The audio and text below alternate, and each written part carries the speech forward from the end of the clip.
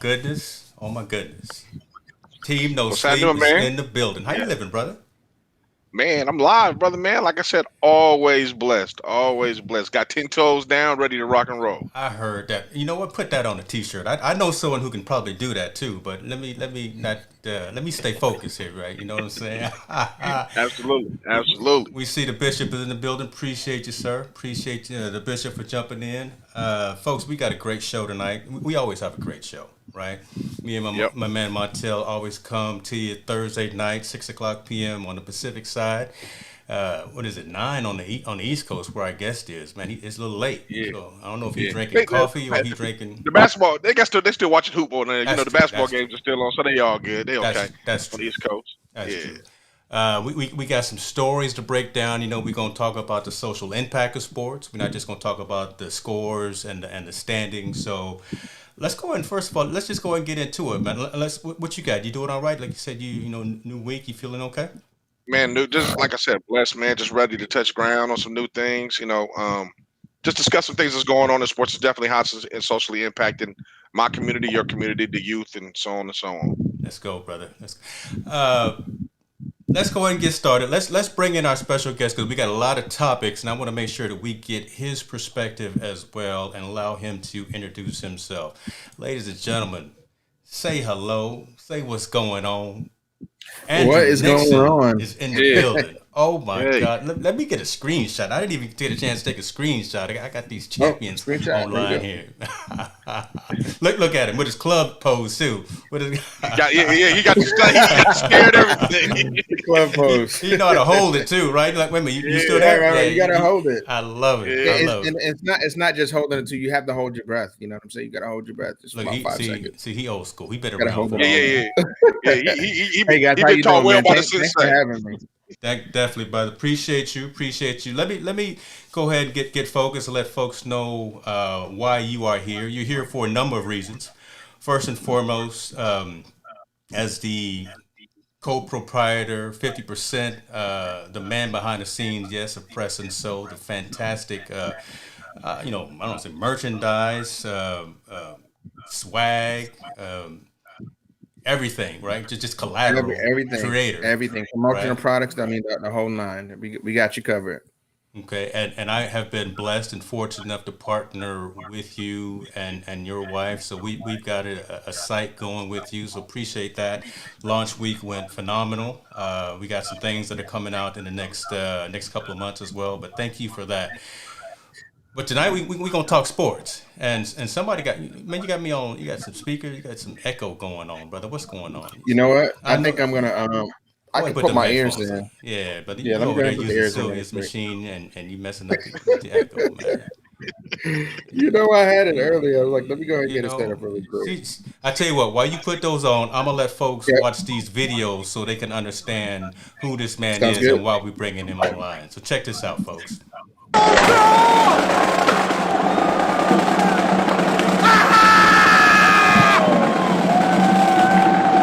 Man, I'm hyped. Look at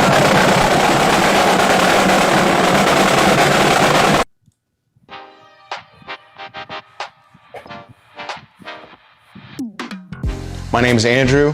I'm originally from Brooklyn, New York. Now I live in Jacksonville. I play cymbals on the D-line. I'm a co-director for the Jacksonville Jaguars D-line. it. Shouts out to the And I've been on the D-line, line boy. for 17 years. Actually, I've been drumming, I've been playing around with it for a long time. I don't know if, I don't want to tell my age, but one of those music TV shows, my cousin actually had a drum set, one of those solid gold drum sets. So I was one of those kids that used to beat on the lunchroom tables, and I used to always beat on stuff, but piano was really my instrument. But I really got into percussion my 11th grade year in high school. So my first year of high school band, I actually did drum corps as well. The first drum corps I started with was Sunco Sound. Again, not telling my age. Sunco Sound out of Tampa. And that same year, our corps folded and we moved on to Spirit of Atlanta. So I marched several years there, did about 5 or 6 years with Spirit. And I actually started teaching. The first drum corps I taught with was Teal Sound. Moved on to Kiwanis Cavaliers and so on and so forth. Tampa Bay Thunder, went back to Spirit. I would absolutely say my favorite Jaguars player would be Fred Taylor. not just only getting the opportunity to meet him personally, but he's always been a pretty stand-up guy. So my favorite part of the game is when we actually track. It's called tracking. We actually track around the main concourse, and that's the area where everyone's getting their food and their beverages, and that's usually happening at the first quarter. At that point, we've done the national anthem. They've done the initial first kickoff, and we get up there, and it's at the beginning part of the game where it's kind of letting everyone know that the game is getting started officially. So that's kind of been our game day, official thing that we do every game to let everyone know that we're getting the game started. I heard that. Favorite D-line memory is our first trip to London. It has a lot of personal, sentimental value to me. Well, I actually have family in London, so this gave me the opportunity to meet my cousins, and for years now I've been able to see them every year. It's been kind of a traditional thing. So when we found out that we were going to London, just that first trip, that anticipation of, number one, going to another country to represent our team, but the fact that I got to meet my cousins, and they become, he's become friends with the D-line, so he's a friend to everyone. But I just, that first trip was amazing. What I like most about the D-line is us performing together. I love connecting with the fan base, with the crowd. I like signaling out fans and making them smile. And I just love our energy together. The guys are great, man. It's like a brotherhood. I've been doing this for so long, for 17 years. Again, not telling my age, but 17 years with some guys that have been riding with us from day one. It's amazing. I just really love the brotherhood, the friendship that we've been able to develop. Man, I tell you what, the guys that have stayed in the D-line, man, hats off to you. I can name a few: Sione, T-Mac, Emil, Give me shouts out now. Herc, Bond Scott. Can't forget about Bond. Those guys have been with us from day one. I mean, we literally have grown up in this thing from day one, from like boys to men, literally. We've known each other pre-wives, pre-kids, pre-everything, pre-professions and whatever we're doing in our own personal life. And so we're humbled. I mean, we've got to be doing something right to have some of these guys come back year after year. So we really appreciate, that we've been able to make it this long and make it this long with a lot of the same guys that we started with. Bruh. Look, told you need to recognize who we got on the show tonight, ladies and gentlemen. This man right here, Bennett. Go ahead and tell everybody how. We won't make you tell how old you are. We won't do that to you. I'm 42. Boy, you still a baby. Look, 42. Yeah. I got a whole decade Listen, on you, brother. I got one little grade coming in, so it's kind of distinguished just a little bit. That's all But yeah, right. look, I'm the last dying breed of the 70s. That's what I always say. That's all 78. right. So folks, last dying breed. so tell folks a little bit about what we just watched, right? The D-line, because I don't know if every team has something like that. I don't think the Niners have it, out here in our area. I'm not sure if the Raiders have Actually, something like that. the Niners do have they do have a drum line. They're not called the D line. That's our name specifically. Okay. But we were one of the first. And we started in 04. Yeah, 04, I believe. And a lot of teams followed suit. Now, every team doesn't have a drum line, but a lot of teams have now caught on to it. So it is a select few. So it's pretty cool fraternity to be a part of, because you can think and imagine there's only 32 teams in the NFL. And out of the few teams that do have a drum line, we're one of them, and we're one of the oldest. So it's great. So, yeah, the Niners, they're actually called the Niner Noise. And we know those guys very well, so they're pretty cool. We've been with them to London a few times. Okay. So, so you guys have a drum line out there. All right. Well, I got to go check them out. They probably won't compare to you, though. So you guys get a chance to fly with the teams to all those. Yeah, overseas we games? actually have our own little association. Okay. The professional music groups. It actually encompasses some of the NBA as well. The NBA, they have a few percussion groups as well. So, we try to, it's nothing official through the NFL, so to speak, just kind of something that we put together ourselves. And it has some great leadership behind it. And it's just to kind of see, what different clubs, different groups are doing, and just kind of, even through the whole COVID season, how did it affect each team? Some guys, they were shut down for the entire season. We were one of the few that were blessed to still be able to have a season. Now, what me and my other director, what we had to do was we were only allowed to have 8 guys at the game, of course, practicing all of the, social distancing, things that are in place. So we just kind of compare stories and, talk each other through and just, try to keep all the groups going. I love it, man. I love it. So, Yeah. You've been there, you said 17 years. How many folks you got online? About 18 guys total is what we marched. So that's anywhere from 6 years. What does it take? So what's we the actually, initiation, right? So, well, that's once you get on. Yeah, Absolutely, okay. absolutely. I see, because I noticed you use the word basically fraternity there, right? So I understand what you're That's talking it. about. I see what you're talking Absolutely. about. Yes, Yeah, sir. you got to. Yeah. But basically, we kind of do it almost like an American Idol style, right? So, we have everyone kind of in one spot, and we'll call them up one by one. There's literally a judges table, myself, the other director, our upline in the front office. We'll have probably 3 or 4 of us there, and they'll come up one by one. And there's 3 main factors to get into the group. Is you have to have a self-prepared piece. So that's anything that you think you're really good at, just play it. Then the next portion is sight reading. Obviously, to be on the drum line, there's a lot of people that it's not going to be like the movie drum line where he wasn't talented. He was talented, but he couldn't read music. Hey, make it plain, brother. There you go. Yeah. Yeah, that's not happening. It's not happening at all. No Nick Cannons. But you have to know how to read music. So you have to know how to read a little bit of music to some degree, of course. But so sight reading music, and we actually give them the music while they're in the holding area. So that's just to see. It's only like maybe 4 measures of music, and then it's a personal interview. So we take you through those 3 criteria, and by lunchtime we try to do the first cuts, and then by the end of the day, we actually, some groups do it in 2 days. We like to do it in 1. So it's pretty tough sometimes, but everyone kind of weeds themselves out, of course. I love it, man. Man, that's too cool. I like to applaud you, man, just because you're an entertainer and you're entertaining in front of thousands and hundreds of thousands of people, and to be able to be successful in that and hold your craft for 17 years, that speaks volumes.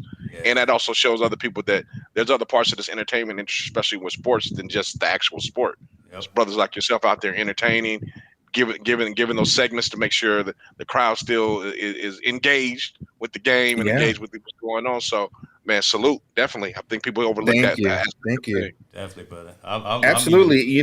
For us, so sometimes the fans, what they tell us is one of the things they love about us the most is that they can actually see, feel, and touch us. You know what I'm saying? Like they're able to talk to us. You see the players at times, and if you catch their eye, maybe they'll acknowledge you, and that's no discredit to them at all. They have tons of people hollering at them, right? You have the cheerleaders that sometimes they're, if you get a hold of them, catch up with them, you can. But with us, we're just, we're regular dudes that just love to make the fans happy. That's what our job is, to on game days, to enhance the game day experience. So, that's what we do. We win or lose, our job is to make everyone happy. So that's what we do. I love that. I love the fact too that you know how to read music. I grew up, playing instruments as well, and there's just a whole different concept of being able to know how to read music, right? So I knew there was a reason why I liked you. That's awesome. Yeah, but I'm classically trained. I play a little bit piano, a little violin. To be honest with you, I'm not a violin player. So he trying to show off. Come on. What? Look, I'm telling you, brother. I played the harp. Yeah. I used to play the spoons on my leg, and I used to go ahead. The ham bone. You used to play the ham bone. Yeah. Okay. And blow a little harmonica, that toy harmonica I got. There you go. All right. See how we get now. Now we're clowning, right? We get a lot of folks on the show, and now we're clowning. But man, let's get focused, Spade. Let's talk about football. Let's talk about the Jags first. You okay with the draft? How you feel about what you got coming up this season? I've seen a lot of drafts, obviously, over the last 17 going into now 18 years. Yeah. And I will say, honestly, something feels a little different about this one.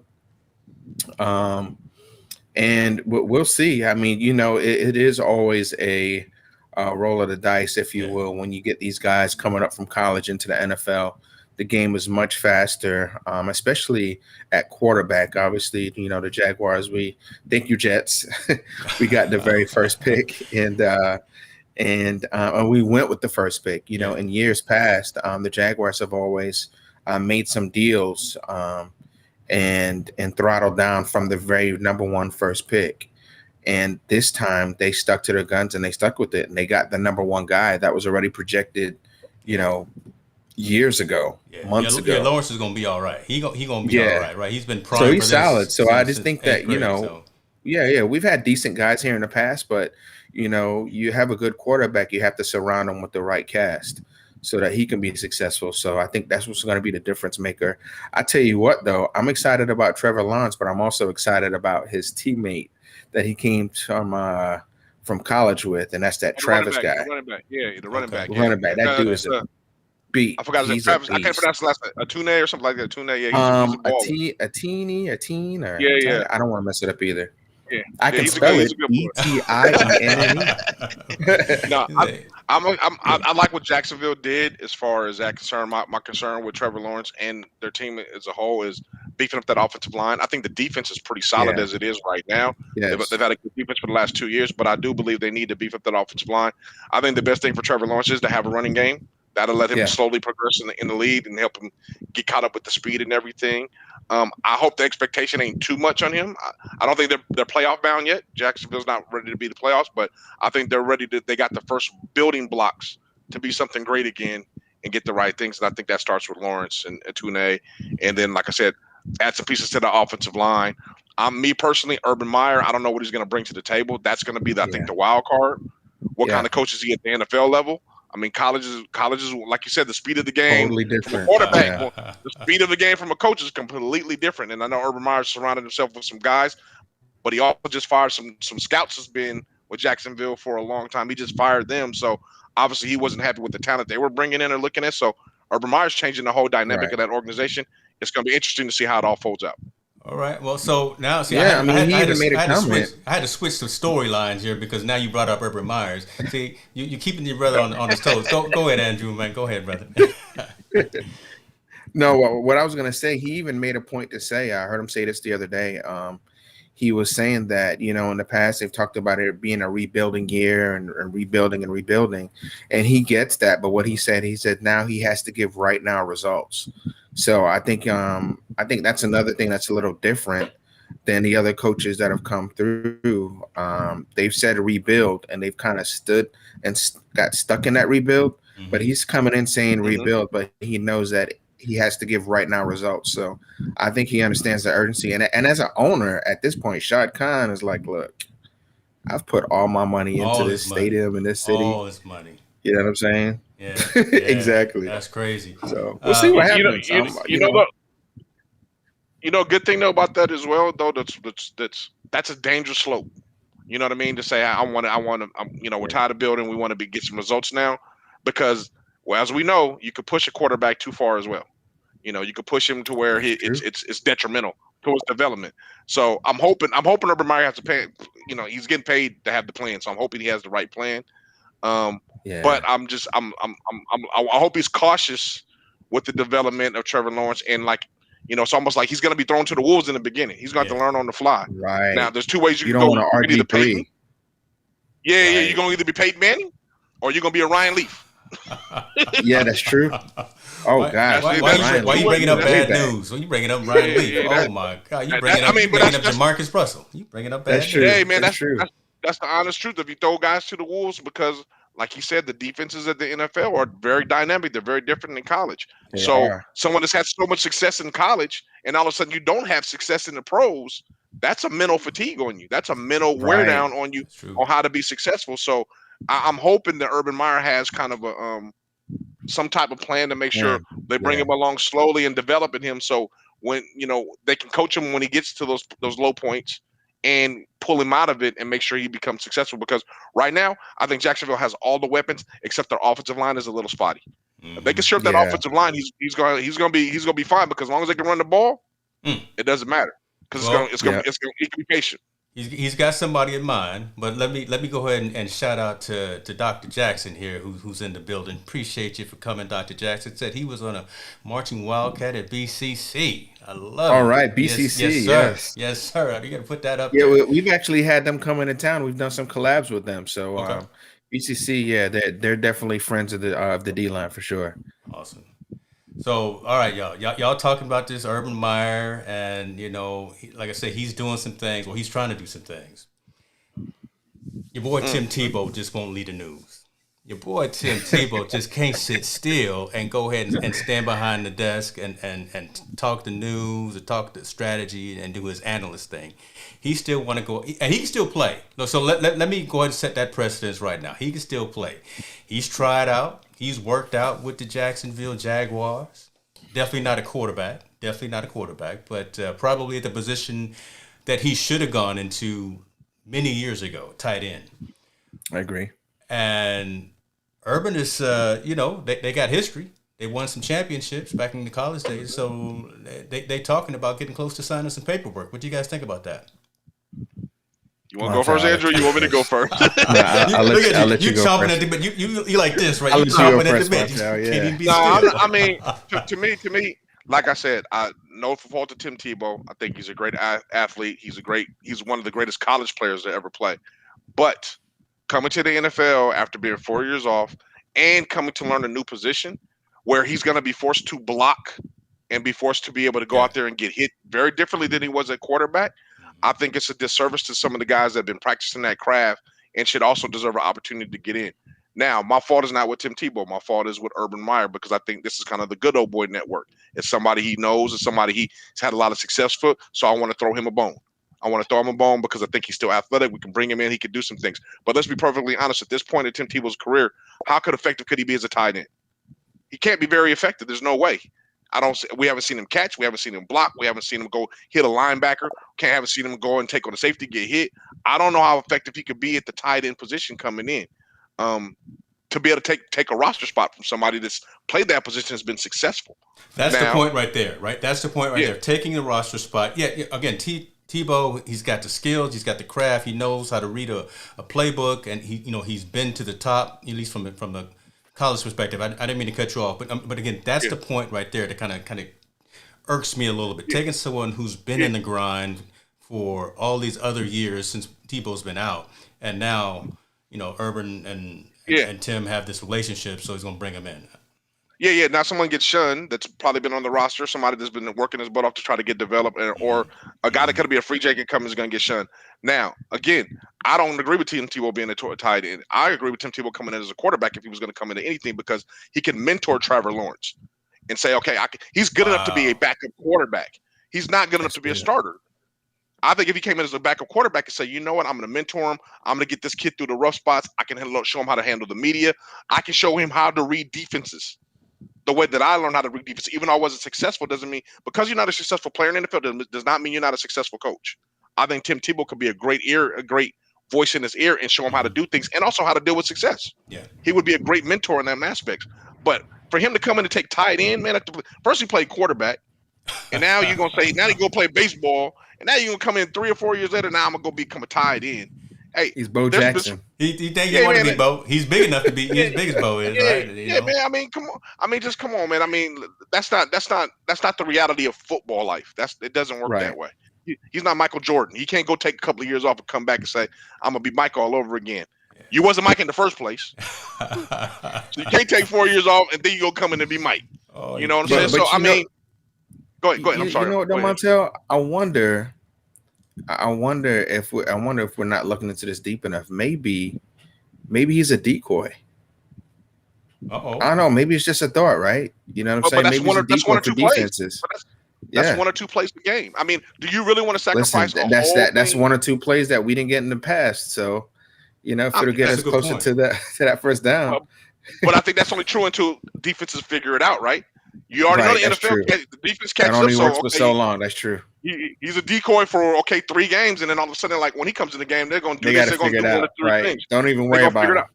Yeah. So do I really want to take up a roster spot, take up that kind of salary cap, for a person that's only going to benefit me for 3 freaking plays? I don't think so. Right. That No, doesn't weigh the probably law not. of the average of an NFL roster. So, like I Yeah. said, if they were going to bring him in as a quarterback, I'm all for it, man. Come in and mentor the dude, show him what he needs to do. I'm pretty sure, even though Tebow wasn't successful throwing the right angles and doing all that stuff, I know he's good enough to coach those guys and tell that guy, Yeah. hey, this is how you need to Right. read defense. This is what you need to look at. I played against these guys before. I know that defensive coordinator. I know his scheme against us. This is what he's going to try to do. Yeah. He would be, I think, great in that role. Yeah, because But he's the a good first- athlete and he's Yeah. got a good Yes. head. Yeah, he's Great got a work good, ethic and everything. good So yeah. football head for Yeah. sure. Yeah. And now you can come in and bring him in. Now he can be your wildcat quarterback, right? So now he can come in and play a position that he's familiar, do the Right. wildcat plays a couple of times. He can throw good enough to get out the situation on a wildcat, but he can be that. Yeah. I think he can be that really strong mentor. Please, I think Urban Meyer talking about bringing one as a roster spot to take on a tight end spot. Man, I just think that's that good old boy network that I don't like to see in the NFL Yeah. because it takes away from somebody else that I think could be more beneficial to the team, Yeah. in my opinion. It's an interesting time, but hey, if anything for you, Andrew, your team is getting a lot of attention because you're stacking, right? You got number 1 draft pick, and you got old school Tebow, and Urban Meyer, he's gonna come in with those college type of mentalities, those college type plays, those trick plays and things of that nature. So. He may come in as a decoy and still play another position. It may not just be tight end. We don't know, but it's worth watching the Right. story. It's worth hearing about. It is.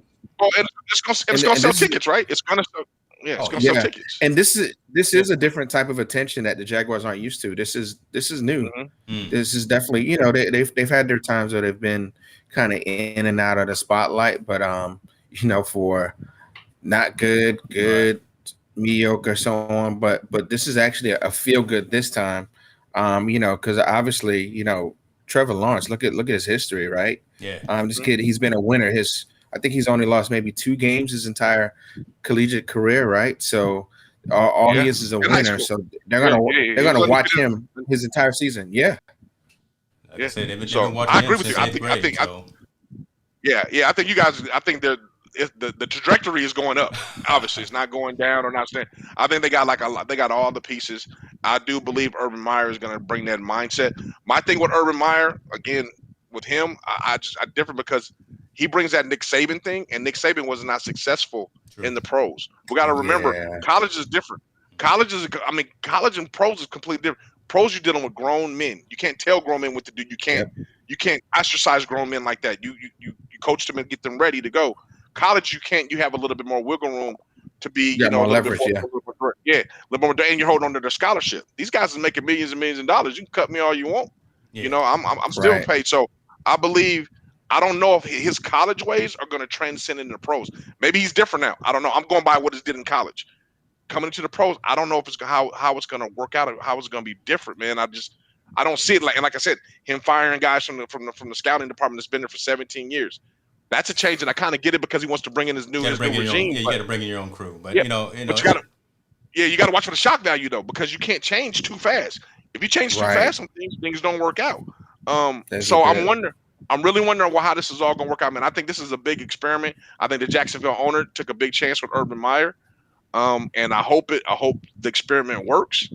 But right now, it's to be continued or to be announced. I'm not sure how it's going. I'm not sure how it's going to work out, man. And we'll bring you back in the middle of the season, right? When you're at least at 500, right? And we'll recap. I'll rewind this entire segment. Why we gotta wait that long? Let's wait till let's jump on it right after preseason. I ain't mad. Ooh, that's what I'm talking about. Exactly. Y'all heard that, right? Yeah. Y'all heard that, Yeah. right? First of all, let me get some shouts out. We got Miss Keely in the room, and she was talking about she's a marching band fan or marching band person as well. So we see you in the building. Okay. Right on, Miss Keely. Carroll Marching band nerds unite. That's awesome. This is a good point. Carroll made the jump from USC to Seattle and has had some pretty decent success. That's a good point. And I love Pete Carroll. I do. Yep. I think he is one of the He's a good masters. But to hold that on, I hear what he says. Well, Pete Carroll was in the NFL first. He was in the NFL first. He went to USC, then came back to the NFL. Yeah. It's very hard for a college coach to transcend go to the NFL because the dynamics are so different when you come to the league. And that's why you have a lot of college coaches, they try to come into it unsuccessful. They have a lot of unsuccessful because they try to bring that college mentality, and it does not work. Nick Saban is arguably the greatest college coach ever, right? Yeah. I mean, we can't argue that with his success. Yeah. Yeah. He was horrible at Miami. Yeah. Horrible coach Yeah, in Miami. Yeah, he was. Yeah, he was. So I mean, Pete Carroll. I mean, shout out. I know you're trying to prove me wrong, but Pete Carroll was already in the league first, and he got that grooming from the league before he came back, and he brought actually the pros to USC, the pro mentality to the USC, in order to make them successful, and just took it on over to Seattle. All right. That is true. I did not think that one story about Urban Meyer was going to take all that amount of time, but I love it. I love the conversation. See, Andrew, you didn't know what you was walking into. But I told, look, Montell don't. I did it. This is great. We make sure you got your AC on, brother, because it gets hot up in here sometimes. So, let's go on to the next story. We're gonna stay in football for a little bit. This guy is in the news as well. This man, Aaron Rodgers, it's not about money, I don't think. Right, because this last story here that came out earlier today, Green Bay actually offered him a substantial amount of coin, make him the highest paid quarterback in the league, but he's not necessarily feeling that. I really think Aaron wants to come back to Northern California, wants to come back to his roots, wants to come back and play for San Francisco, where he was shunned when he was drafted and has never had the opportunity to be in San Francisco. And I think that's where he wants to end his career. This is a relevant story because of who it is and who we're talking about, right? What do you guys think about this, though? The fact that, again, we're at this pivotal moment right before the season, OTAs, and whatever the case may be, right? The teams are starting to start gelling now that the draft is over. Green Bay Packers really are in flux right now with their franchise quarterback. Yeah, they got a lot going on, and I think Aaron strategically planned to release that news right before the draft for them to trade him, or he didn't want to come back. I believe that Aaron also understands that I think he's just tired of Green Bay and the lack of transparency in developing the team because he wants to win. And the pieces that they're getting, he doesn't feel they can actually win the Super Bowl with or get to the Super Bowl with. Money is not an issue. I totally agree with you. I've heard stories he's prepared to sit out the whole year to just get released on out. So if he's prepared to do that, money obviously is not the criteria that he wants. But I do believe Aaron wants anywhere besides being in Green Bay. I think that trust or that love between him and ownership or him in the front office has been severed, and I think it's now at a point that's not repairable. I know they won't trade him till after June 1st because they don't want they want to be able to get that. They don't want that hit on the salary cap because they won't be obligated to that money. So if they're going to entertain any trade, it's going to be after June, which is great. But I also believe that Aaron's not going to get a chance to pick where he wants to go. Green Bay's going to say, I'm going to get the best bang for my dollar if we're going to have to unload him, which is rightfully so. They have the rights to do that. And I think Aaron will take anything rightfully so that comes his way just to get from underneath that program and find greener pastures for himself. I'm hoping to start wishful thinking that it's going to be in California. I don't think he's going to end up in California. There's no way I don't think San Francisco right now has enough to give them that they'll be interested in it. I think the Raiders may have some enough pieces and be able to maneuver some money to be able to get him. But I don't think Aaron Rodgers will want to play for Gruden. I don't think he wants to be under that Gruden microscope. So the Rams can't do it. And the Chargers aren't going to do it either because Chargers got a new guy. The Rams just invested in Stratford. 49ers are not going to do it. He can't go to Seattle because Seattle got Russell. The Raiders is the most likely place he will land if he comes to the West. There or Denver. And both of those guys will make interesting bids for him to try to get there. But again, if I'm Green Bay, I'm breaking the bank. You're giving me everything. They tried it, but they thought they could repair the relationship. Now they can't repair the relationship. Yeah. I'm trying to break the bank. I want all your 2022 picks. I don't want just one or two. I want everybody. I want all. I want the whole draft. I want money from the gate. I want money from concession. I want everything. Right. It may be one of those one-off type of deals, right, or something that's extraordinary, as opposed to, again, just the salary. It's because it's obviously not just that he's looking for. Maybe he feels that he's lost respect, or he's looking for something else. Maybe an opportunity to get into ownership, into management, into general management, whatever the case may be, after his career is over. So a clause like that, it's an interesting conversation because, again, when money is no longer the root of your why, what is it? Right? Yeah, I think there was probably some heartfelt conversations behind the scenes that we probably don't even know about, Yeah, right? yeah. I mean, once you get to a point to where the players, I mean, once they start, at the level that he's been, at the level that he's gotten to, money is no longer a concern. Yeah. Yeah, I think his heart is out of it, and I think the Mhm. best thing to do at this point is just let him go. I've never really believed in holding a player hostage, especially if their heart is not in it. I don't think it's fair to the player. I don't think it's fair to the franchise or the teammates to have somebody there that's disgruntled or not even happy to be there. It just doesn't make sense. So, but you're right. Montell, you brought up an interesting point with all those different scenarios over there on the West Coast. I don't really see any other place being even a possibility other than the Raiders. But then, Rodgers and Gruden, Man, I don't that's even gonna see be that that's being gonna in the be same sentence. they're gonna be You know, you, There's no fighting way. every you single know, day. I was listening to another podcast earlier today, and they were talking about he could end up at the Texans. Check this out: the Texans would waive Wow. Deshaun Watson. They would waive Deshaun Bruh. Watson. They would give everything they could to give up to get Rodgers there and tell Rodgers, let's build there. That's just one story that I heard. I was like, wow, that's interesting. They would cut. That means there would be enough money under the salary cap to be able to sign him. Now the thing is, do they have enough something enticing to be able to give to Green Bay for them in order to ship him there? Because the thing is as much as Aaron is disgruntled, he doesn't control this. He doesn't control this. Yeah. He doesn't have He the right knows to control where after all the times he's been in the league, he knows it's a business. So he can Yeah, yeah. and the say all he Jaguars wants, doesn't yeah. want. Just for the record, Yeah. the Jaguars don't want that. The Jaguars don't want that. We don't need them. We don't need them in the AFC. Ladies and gentlemen, We Andrew don't need Nixon him from in the the D AFC line South. is We putting don't- in the statement you right know. now. Jacksonville Yeah, does we not don't want want that. Aaron Yeah. Rodgers. We don't So want the I- drama. I like I'm you, just Aaron, curious. but it's okay. Yeah, I'm just curious who's going to offer him one. Like the guys on the sports network we all watch was talking about. It's going to be take at least 2 number ones and some number 2s to get him. I think it's going to cost more than that because he's a reigning MVP. Rodgers got at least 4 good more years in him by far. He's got 4. The Yeah. way he played Oh, last yeah. year, he's still got at least a good 4 years in him. But And now that's after his injury. Yeah, he's Yeah, back. he's Yeah, still yeah, the man. yeah, He's yeah. still the man. So now we got to say, okay, what teams have something to offer him? And I think that's a bigger question than him just being traded. What teams have something to offer him, and what can they offer him?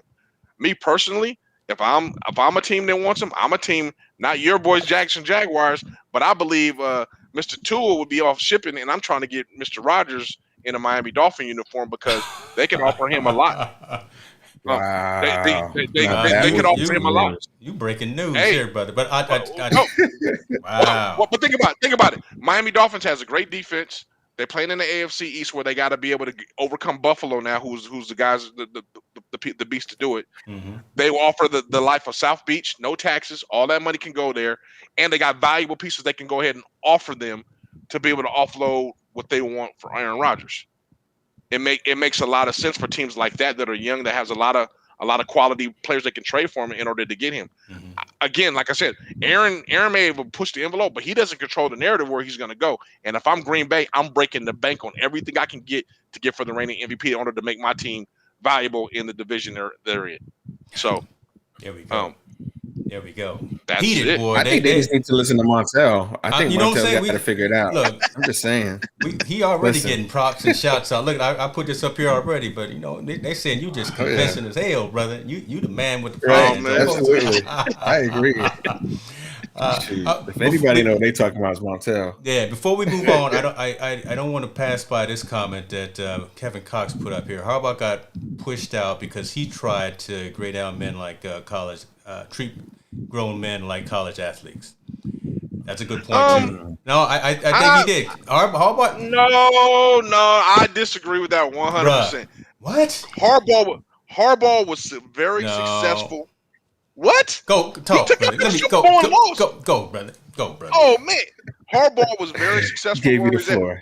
Harbaugh lost his job because of what I think the situation with Colin Kaepernick, with him babying him. I think the tight end I forgot you guys had, that went to Vernon, whatever. Vernon Davis. The situation he had with him, I think he was unsuccessful in his draft. I don't think treating the players at all because he's a player's coach.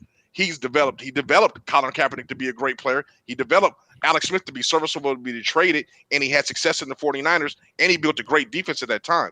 He didn't lose his job because he treated them more like college players. He lost his job because I think his time in 49ers had ran out. They weren't giving him the money to get the players he was going to get. He wasn't able to sustain those professional guys to that level that he needed to hold them to for them to be successful. I don't think it has anything to treat them like college players. I think it had to be with, hey, you know what? My coaching style and the way I'm going is starting to play itself out. It's not working here anymore. It's not going. But also in that same instance, you got to remember Harbaugh lost 1, 2, 3, 4 offense coordinators, 1, 2, 3 defensive coordinators in his tenure. How can you be successful when you lose that many people in your circle that's being successful in order to sustain success? Yeah. Ask the Jaguars, they know. Exactly. It's true. I mean, it's true. Listen, it's true. I think all the stars aligned just right for him to lose his job. I really do. I think it was just the perfect storm with everything that went on, and then also with Kaepernick and so on and so forth. So yeah, it was just the perfect stars aligned. He was that was the inevitable. That had to happen. Yeah. Hey, Mr. Cox, I would agree with you if you said Singletary, not Harbaugh. If you'd have said Mike Singletary when he was the coach, I agree with that. What did he say? I missed it. Yeah, he said that he says about the players got tired of the BS that he was doing. Yeah, I think when that was Singletary, yes, I agree with you. I think Harbaugh was a little bit of a different story, man. I think that was just a little bit different. And that's my opinion. No. Other stuff, yeah. And you realize I had to take myself on camera because you know that was I set you up, Montell, for that. And I'm sitting behind the scenes. I was just cracking up. I just wanted to get that conversation going. So look, you can't take me anywhere, brother. You can't take me anywhere. Brother Riley is in the building, and he's asking a question before we move off of football. Let me put that up there. What do you think about Tua? If he's asking me, Tua still needs some development to do.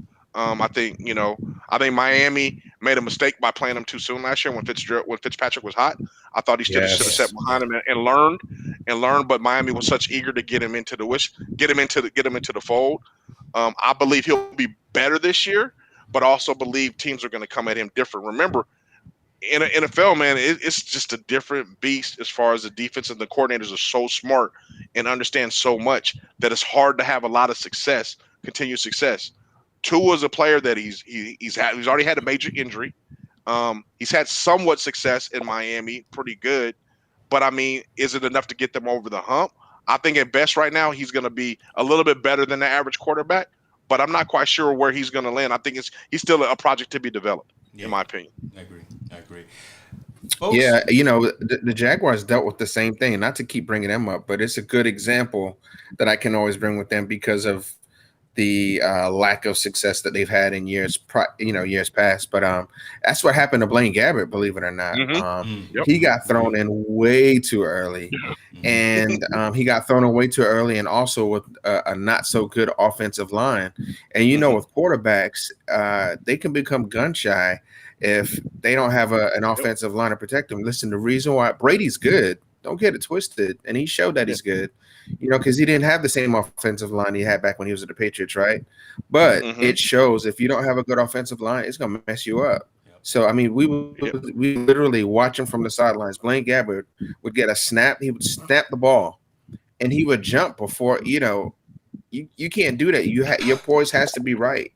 And he got messed up as a result of it. So I do agree. You put a quarterback in too soon, too early with the wrong offensive line, you can mess up their psyche for the rest of their career. It's literally that intense. I'm 100% all the way with you. I believe, and I'll take it a step further. I think every quarterback in the NFL is good. That's why they're there. I believe if you give every quarterback time, they can be successful in the NFL. That's the key. You have to be able to give them time. And when you throw young quarterbacks into the fold without that time, you're right. Blaine Gabbert gets gun shy. RG3, he didn't get gun shy. He broke his leg, but after that, he's never been the same type of player. And I think one of the people mentioned Alex Smith. I think Alex Smith is probably the one exceptional guy to the system, but he's exceptional to the system because he got stability in the 49ers in the late part of his career there. Before pre-Harbaugh, he had no stability. Bunch of offensive coordinators, different scheme, different coaches. When Harbaugh got there, he put stability because Harbaugh's the quarterback coach, so he taught him how to read. He started to have success.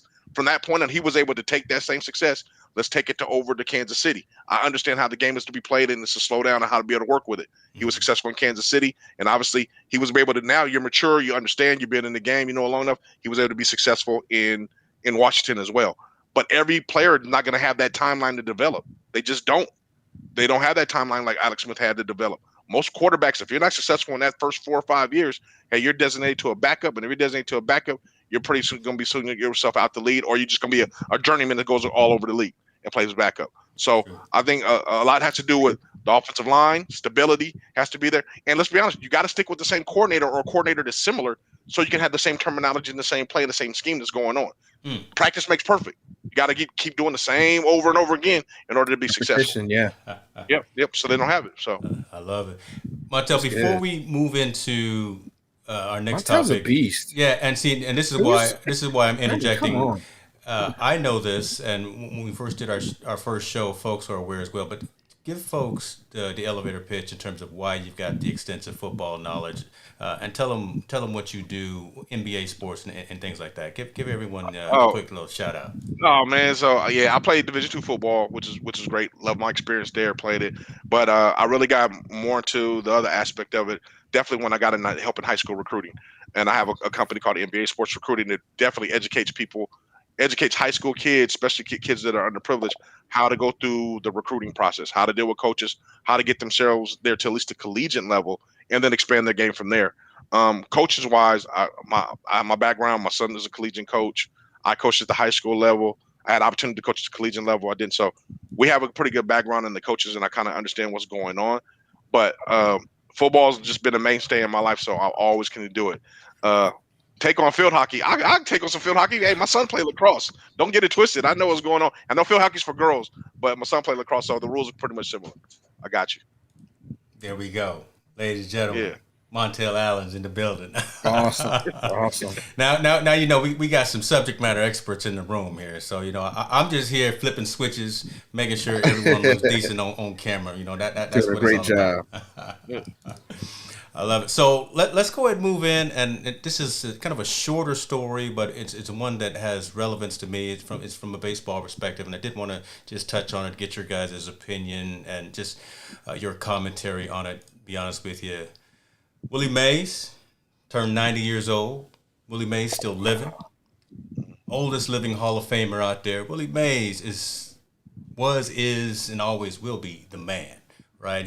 I love this title, right? He was Steph, he was Michael, he was Simone, Mikhail Baryshnikov. All of those roll into one from a charisma perspective, from his ability, his skill set. Say hey, right? I mean, just Willie Mays and still being relevant and contributing to the sport from a coaching perspective, from a consulting perspective. Right, 90 years old, but he's still relevant in the conversation because he's still here with us. But talk to me, guys, about your thoughts about Brother Mays. Well, first of all, I think that's amazing.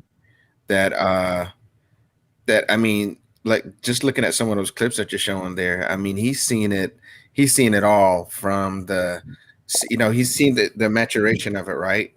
Even just to kind of see where we are now and some of the hurdles that's still there, underlying or not, he's been through it all and he still survived it. Fighting to play a sport. Could you imagine that? As easy as it is for our kids now to just sign them up and let them play freely, but fighting to play a sport and then also being great at it as well. And to kind of maintain that status, even post playing, I think is absolutely amazing. And, he's just left a lot of room for people to kind of really aspire to that. So I think it's great. I think it's awesome that he's still alive. And, I mean, look at that. That's crazy. Just look at that. Black and white. You know what I'm saying? Like that and that catch that he did. Invent the home run? I mean, look at that. The catch that he made when he was out there and, he caught it overhead, right? He was looking over his head and he caught it backwards. That is one of the most iconic plays ever. And I can watch that forever. I can watch him run the bases. You can't teach anybody that. No. That's natural. No. I think he is just legend Mm-hmm. in the living legend. I think that he was one of the intricate parts that transcend the sport, not only from athletic perspective, but also from a social conscious perspective, obviously. Yeah. But just there's no Barry Bonds, there's no Ricky Henderson, there's none of that without Willie Mays. Mm-hmm. None of those Oh, you're guys right. are there. This None guy, of those guys Reggie Jackson, there's none of him. Yeah, Right? Reggie Jackson. Yeah. They don't even play like that. They don't play like that if there's no Willie Mays.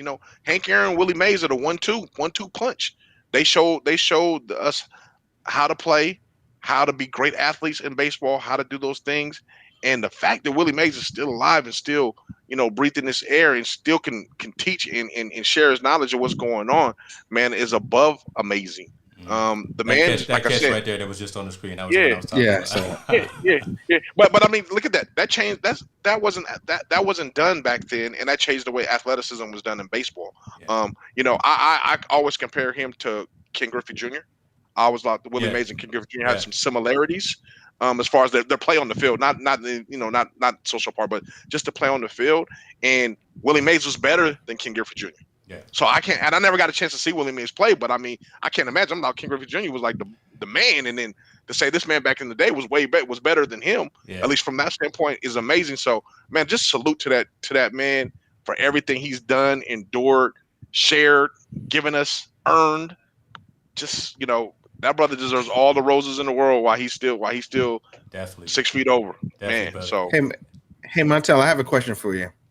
yes. Do you think what do you think was maybe some of the motivating factors to their greatness? I mean, do you think he was just good, or do you think because he had much more to prove in those days, if that was some of the contributing factors to him being as good? You know what I'm saying? Because they had to fight so much harder. Yeah. I think contribute. There's a couple of things. I think that was a motivation factor. I have to be better than everyone else. I think natural athleticism was different. Back then, I'm sure in his childhood he was segregated. You only played with the other kids in your neighborhood. Mm-hmm. We have our games that we play to be fun are actually different than Caucasian kids played. So we're running around playing tag, doing different things, which actually athletically develops you more so. And when you get to that level, it just starts to transcend to his overall natural athleticism to be just a great player. Yeah. I believe his push to be great, his push to be better than his cohorts, his push to be the best player I can, gravitate him to be all those things that can be done. And he was very successful at it. I mean, I can't imagine, man. Back then, I could play in the major leagues, and this is kind of the ending era of the Negro leagues.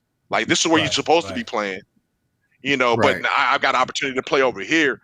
I'm accepted over here. I'm ostracized over here. And just to fit in, I got to be great. I have to be greater than the greatest that's on the field to be there in order just to keep my place. Yeah. Not just to, do it. I just got to be greater than the greatest just to keep my place. Wow. Just to stand on the team, here. Yeah. Yeah, man. So I can't imagine the pressure he had to deal with and the things he had to go with. But to your point, I just think it was a combination of all those things that made him great. I think, I'm sure there was other players that tried it and tried to get the crossover to the major leagues at those times and weren't successful. They just couldn't do it. They didn't either have the fortitude or they didn't have the mental mind state, or it was just too much that they felt, I want to go a different route. I can't deal with this anymore. So I don't want to be the first because there's so much other pressure and thing. Yeah, exactly, man. I mean, we're in this time. Remember, we're still dealing with burning crosses. We're still dealing with people outside your thing. We still have them calling us Negroes in the newspaper. Yep. They're not calling. He dealt with a lot more than I think people can even imagine, and to be able to overcome it, to be as great as it was, man. I mean, that right there is a testament in itself. Yeah. Outside of baseball, we just talk about what he had to overcome just to be in the building. I mean, just to walk in the door, right? That's just amazing, man. Because I can't imagine somebody calling me the N-word to my teammate or somebody on the team calling me N-word. At our time, we could fisticuffs. We can do something about it, or we can defend ourselves. He could not. Yeah. He couldn't even defend himself. And that takes more. That takes more strength. That takes more fortitude and more courage, honestly, to withhold and do like the Lord says, turn the other cheek, or whatever the case may be. But Yeah, that really, because he knew that he was setting the example for future generations, and yeah. everyone was watching him. And if he did act a fool, if he did take a swing at somebody with that bat, it would have just he'd end up locked up, and it would have set us back decades more. And, So and you know what's the crazy part about it? I feel he's rightfully so. Could have did any of those things and been justified. yeah, You know what I well, mean? yeah, He's justified. I mean, somebody burn my thing or threaten my family in the stands or something like. You should be justified to defend yourself, but he could, man. And I mean, I marvel at men like him yeah. because I don't know how they dealt with it. I really don't, man. I don't know how they had that internal fortitude to be able to deal with those types of things because it's It's unbelievable to pretty me, crazy. especially. Yeah, it's just unbelievable to me. So that's that. I hope I answered your question, Andre. I hope I did. Yeah, you Going off did. on a You got it. tangent, but That was good. No, it was Well, great. see, and we all Listen, I knew fathers. it was gonna be loaded. That was a setup. So Yeah, look at it. I Look at appreciate it. that. No, see, we all fathers, so we all have a very keen perspective as well, and wanting to set the right example and want to have those types of conversations. So I love that. But I got to call you out there on this one, though, Montell, because you have been called on the curb here. okay. Field hockey is a men's sport worldwide. Miss Keeley Oh, has spoken. Let it be written. Let it be done. okay. I'm wrong. I thought field hockey was lacrosse, and I thought field hockey was the girls' part. But maybe I'm absolutely wrong. And if I'm wrong, please I apologize. Well, then I know lacrosse. Then I don't know field. I don't feel hockey. I thought I could have sworn field hockey was played with girls, but I guess I'm just off, man. Sorry We about go we that. go we gonna have a show. We gonna invite Yeah, Keely on, and she gonna talk about She can everything that school we me to know. the game. Yeah, she can definitely Yeah, school you to the school game. me to the game. I'm all open to learn. I Yes, love it. absolutely. I love it. We got David Blackman in the building. How you living, sir? What topics are we covering? Look, we talking everything, brother. This is the social impact of sport. We done gone all over the board. We talked a lot of football. We had Brother Nixon here talking and doing some drumline. He should have brought out some cymbals or something. I know everyone in the house is probably asleep, but We're gonna get the man in trouble, yeah. Set up. Sylvia already in the background talking about, man, you better be quiet. Don't be yelling in the room. But I tell you what, so Brother Macklin, you came just in time because now we are actually going to talk about that social impact comment. And we've got one that I do hope that folks will engage and interact with us. We're not necessarily that we're experts, but we are saying that we do want to have the dialogue. And this is one of the issues, I think, with society today. We don't have these awkward conversations about matters and issues that really resonate and help move society forward. So, geez, with that set up, man, I should play a little sound bite or something right now.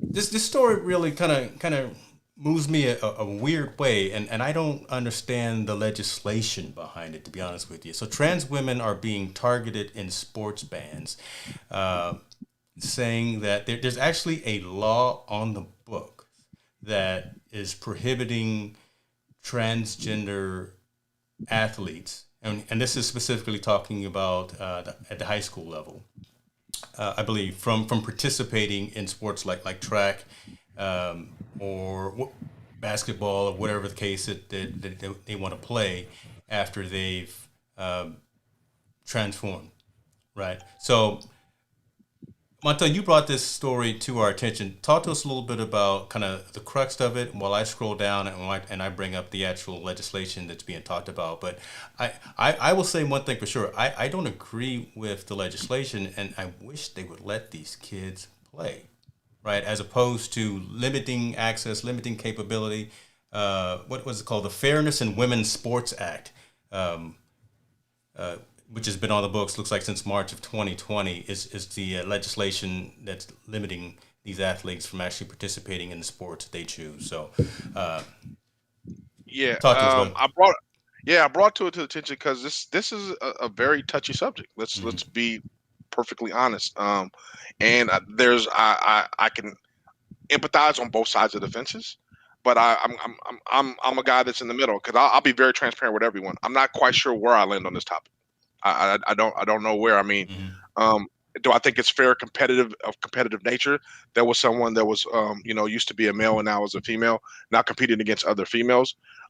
There, I don't know if there's an advantage or disadvantage. I really can't tell you. I don't know. Uh, um, but in some cases, I do believe it just depends on the nature of the person. I think there may be a disadvantage at that situation. Is that okay? Is it right?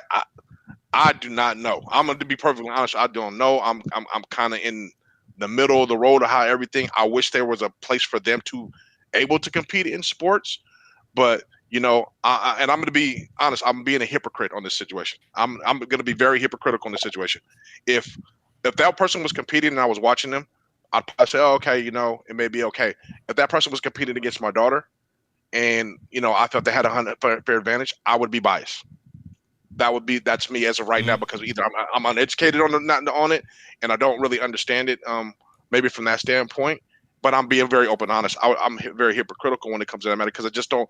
I'm not understanding where the fence, where do we draw the line with that? Because I think there is some unfair advantages to them being able to participate in other women's sports.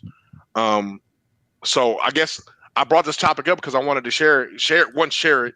Let's talk about it and kind of figure it out, and let's get a better understanding about where do they land and how does they land on this. I know one thing I read, it was like something about the testosterone. As long as they have the testosterone for a year under a level, they can kind of compete with it. But I don't understand the science part about it. To be perfectly honest with you, I really don't, how that works or how it doesn't work. But I mean, I just don't know I don't know where we would land on the fence with that. Yeah. Where is it okay and where is it not okay? So let's open it up to the floor. I want you guys' opinion as well, man, to kind of help me educate, and I want to be able to understand what you guys think about it. I always come with the ad libs at the end, and so I'm gonna defer to Brother Nixon right quick and see again, kind of hit you out of left field with this one, right, man? Because we want to get deep, we want to have this conversation. Again, not saying that we're experts. I'm liking the fact that Keely brought up a Olympic Channel show, so I'm gonna take a look at that. Be honest with you, and maybe we'll do a recap on this another week, just to really get an understanding in terms of. I really want to understand why the legislation is prohibiting these kids from participating in sports of their choice. But Andrew, I'll let you go ahead, man. Well, this is a very interesting topic.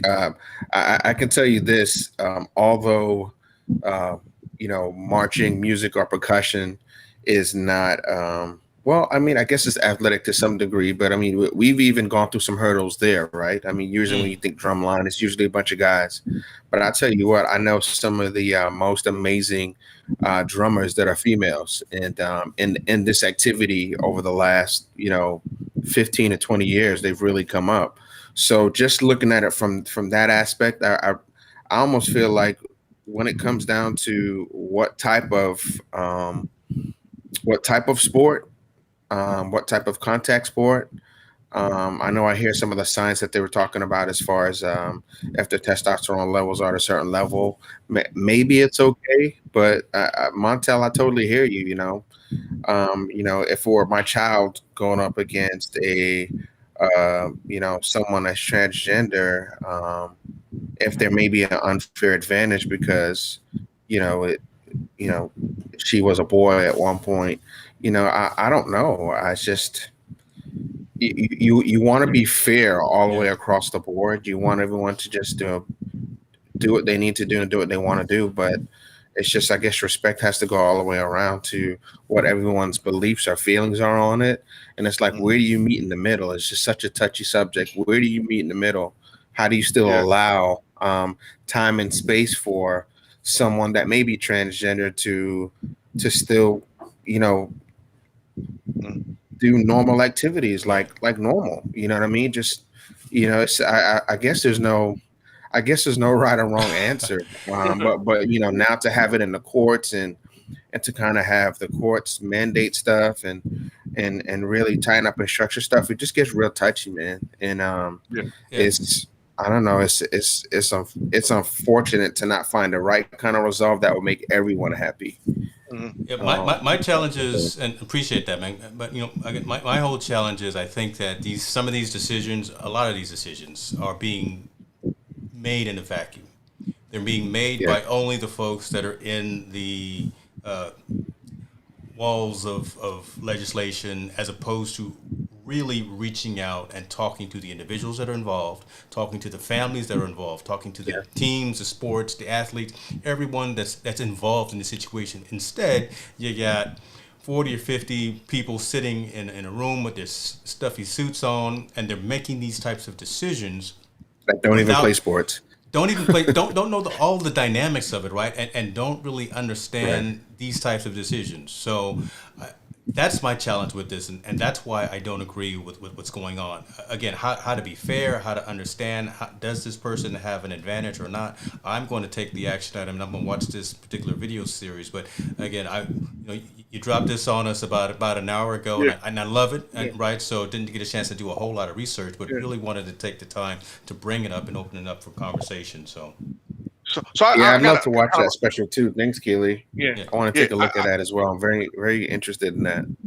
Yeah, I definitely do too, because I want to get a better understanding of this. But I got a hypothetical question for you guys, just kind of how would you favor on this one? So, MMA is very huge right now, right? And women in MMA is even getting bigger and bigger. How would you feel about a transgender person that's going to fight a woman in MMA, a man that used to be, and now he's going to go in there and fight a woman because now he's he's a transgender? Is that fair for him to be able to compete against that woman in that kind of scenario?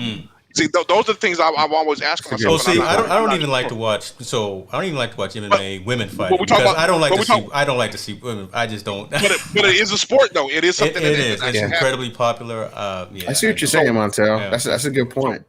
So where do we go from there? Now I understand track because it's not physical like that. It's not a really physical. It's a test of you running or maybe swimming. Those things may be a little bit different, but something like that is a physical sport. A person that used to be a man is now trans himself to a woman. Where typically, I'm not saying this. I'm not trying to be sexist, but I mean typically a man is a little bit bigger, stronger because testosterone runs in his body to be able to build muscle. I don't even him regulating it after a year.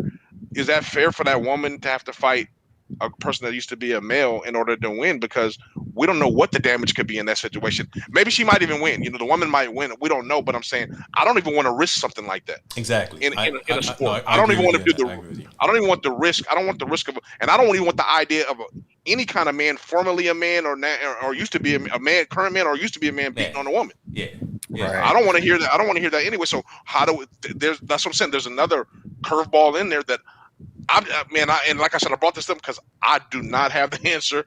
I don't know enough about the situation, but I know it's going to be a hot topic, and it's only going to get more and more gaining ground because this is an issue. Yeah. This is an issue about being competitive and all those things. So, I just those are the things I think about. Man, I'm warped. I'm a little warped when it comes to No, hey, brother, again, the social impact of sport. So that's what this is all about. Yeah, and the issues even in the military as well. Mm-hmm. I want to say that they just rolled some of it back.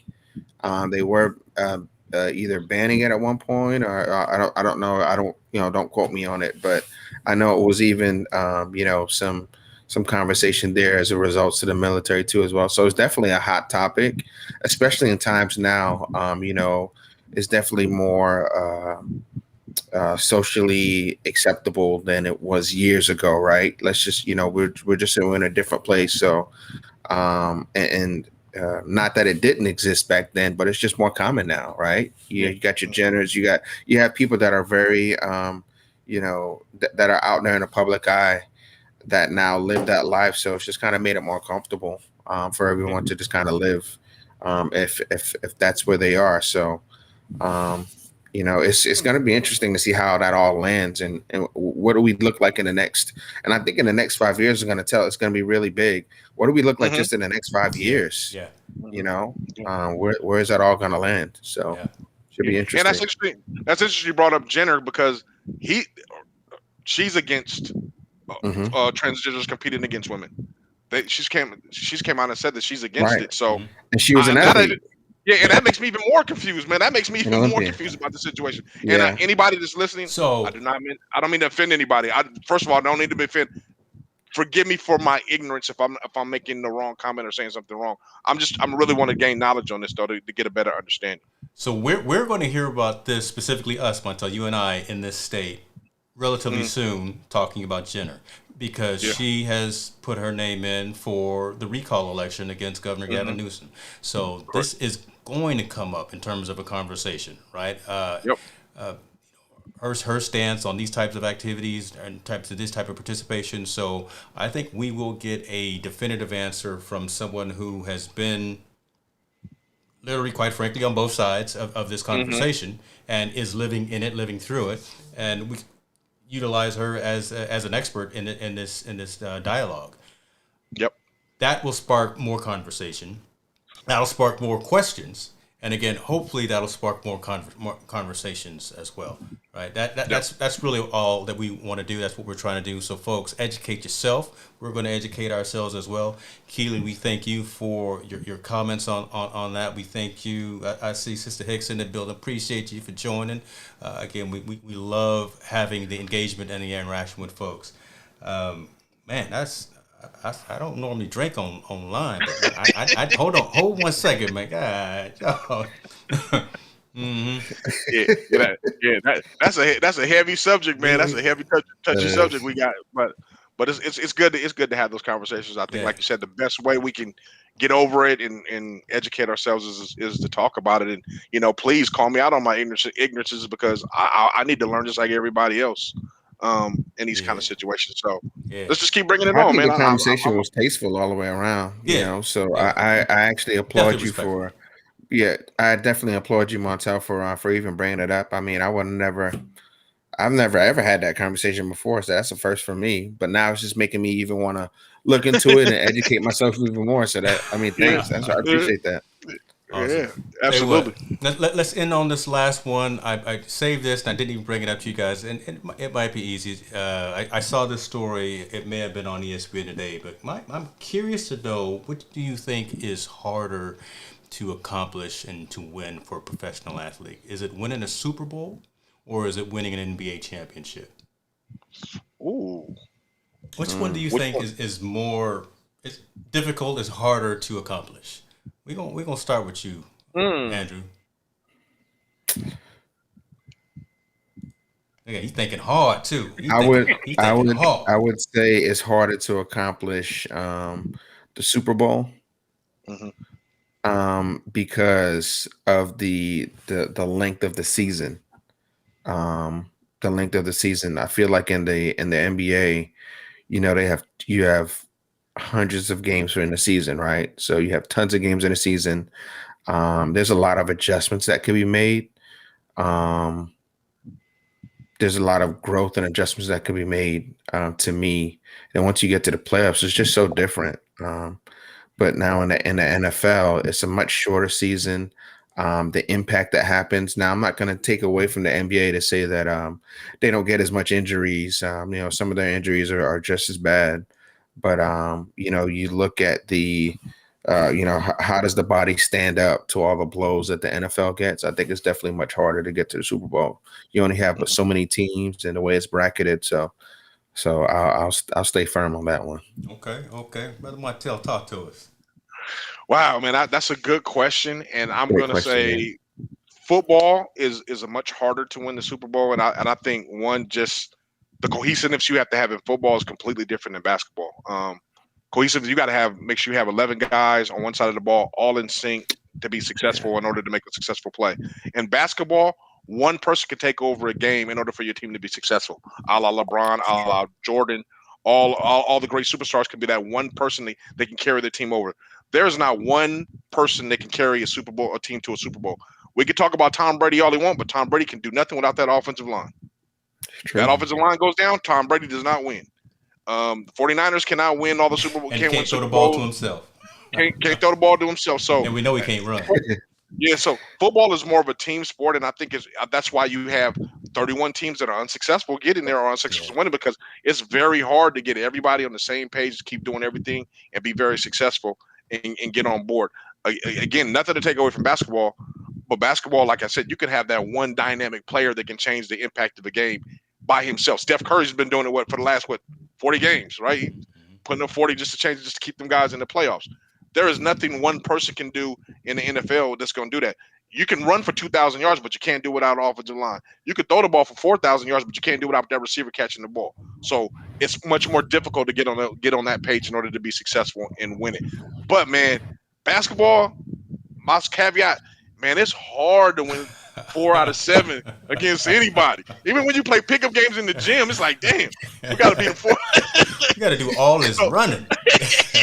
so props to football, man. I think it's very hard. I think, but I think, props to basketball. I think it's very hard to do that.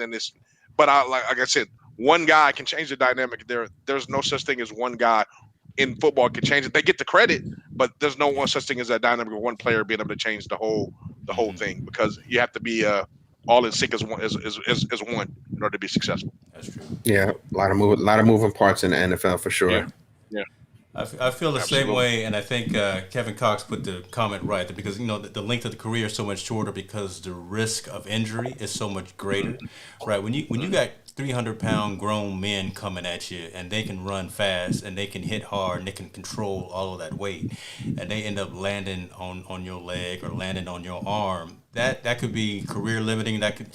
We've seen Theismann, we've seen Alex Smith, we've seen a lot of folks that have had major issues. We've got CTE, right? We've got a lot of things with injuries from the football perspective, but I also think that it's much more difficult, and no disrespect to any of the other sports, baseball, hockey, or anything like that, but I just brought these up just to have the conversation. I agree with you gentlemen as well that there's a lot of time in basketball. A lot of time, 100-some games, and then like you say, you can bring different players in. Everyone's a caliber. Even your boy, who was it, Shaq and the Fool? Who was your boy that we always was always laughing at? Jamarcus, not Jamar. JaVale McGee, right? Because we was always making Shaq was always making fun of your boy JaVale, but you got a couple of rings though. Yeah, he got some rings, man. But like you said, the dynamic of basketball is different because, like you said, Shaq can come in there and dominate the entire season and all the way through the playoffs to get you to a Super Bowl because he's so big and so dominant. Yeah. Michael Jordan can be so dominant as well, that they can't stop him. I don't care what Brady's doing. He can't do nothing without the other pieces. You can't. Wilt Chamberlain can score 100 points right in the game and be successful, and they can win and be everything else. I don't care what you do in football unless everybody else is on the same page doing something. It doesn't move. It doesn't move. So that's why I think it's more. That's why it's so much difficult. I believe that's why it's way more difficult. No, we're definitely in agreement on that, folks. We're saying it as well. We see your brother JP. We see in your building. Appreciate you for jumping on. Love the support, but maybe we'll talk about football versus, since football kind of won tonight, we'll plot it against field hockey, we'll plot it against baseball, we'll plot it against Olympic swimming, soccer. Now soccer is no joke, man. Soccer, rugby's no joke. That's hard. I've always wanted to play rugby, but I won't. I've always wanted to play hockey, but I won't play a game or go to a game without understanding the rules first, right? Because I can't be out there cheering for somebody when I don't know really what's going on. I start yelling icing when I go to a hockey game, but I don't know what I'm talking about. I just see everybody else do it. I'm drinking a beer and yelling offensive fouls or whatever. No. And I'll be perfectly honest with both of you guys. I think golf is probably one of the hardest sports that doesn't get a lot of credit. Yeah. It does not get enough credit for being the way it is.